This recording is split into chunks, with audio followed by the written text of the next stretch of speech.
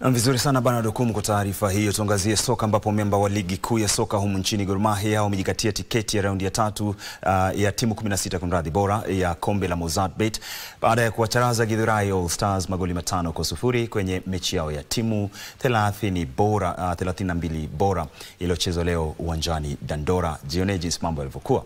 Gor Mahia walitawala mchuano huo na kuongoza magoli 3-0 kufikia wakati wa mapumziko, huku wakiepuka masaibu kama ya wenzao wa ligi kuu Tusker FC waliobanduliwa jana kwa njia ya penalti na Nairobi United.